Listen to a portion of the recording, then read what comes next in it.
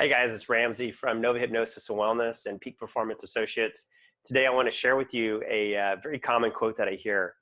I know what to do logically and rationally, but I can't seem to change my behavior, quote unquote.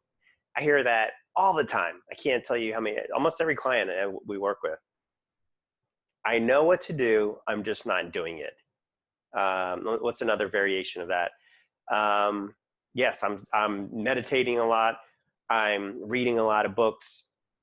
I am doing all this intellectual cognitive work, and nothing's happening. Nothing's changing, or if there's any change, it's very slight. So I hear it in a lot of different formats. The most common one is, I know what I should be doing, and I'm not doing it. I keep eating, overeating, or whatever the case is. Here's the reason that that's going on.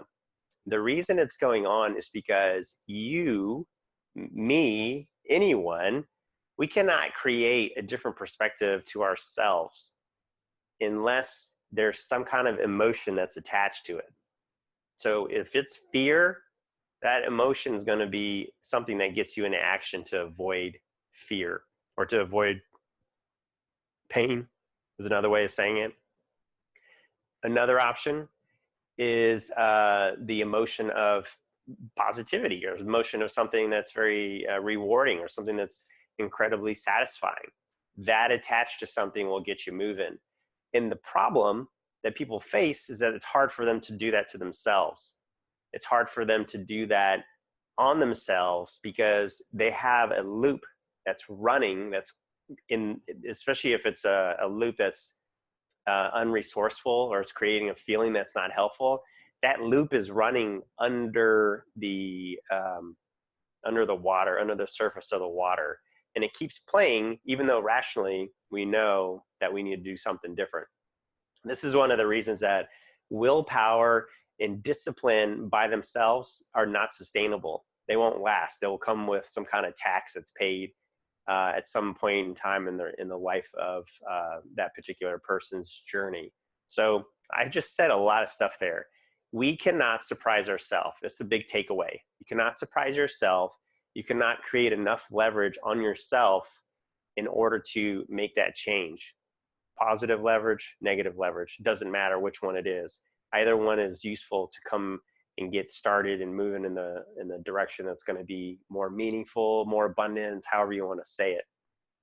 Because we can't surprise ourselves, we have a tremendously difficult time trying to change our behavior. That's where we come in as experts who are able to create perspectives for clients that give them the ability to be right there on the knife edge of remaining present. So they're hearing and they're creating in their minds the scene that is going to put them on that decision point. And when their minds are that relaxed and they can see things for what they are, not any worse than they are, they'll always choose the option that makes them feel more satisfaction or more fulfillment.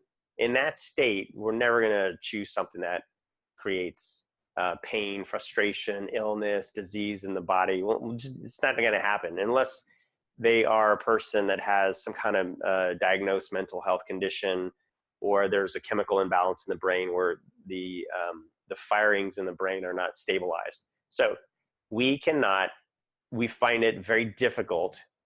And I don't want to say it's impossible. It's really, really hard. Let me just put it that way. It's super hard. For me, just giving you a little bit of experience from my own life, it was incredibly difficult to change yourself. You can work on yourself and continue the journey and continue to refine and improve, but to create the lasting change where you actually see something from a different perspective is very, very hard to do. The only way that transformation was possible for me and for everybody that I see is when we externally create a ton of either negative leverage or positive leverage for people to get into action. So great question. Somebody sent that question is why can't I change myself? The reason is because you can't surprise yourself. You already know what you're going to say. And there's no way for you to turn off those filters. There's no way for you to disengage them and to be able to look at yourself objectively. It just doesn't happen. And it does not matter how much academic background that you have, how it doesn't matter how much, what socioeconomic background you come from. No one is able to do that for themselves. Otherwise, they would never visit therapists. They would never visit hypnotists. They would never visit coaches or anything like that. That's why this whole industry exists, is to help people create a different perspective.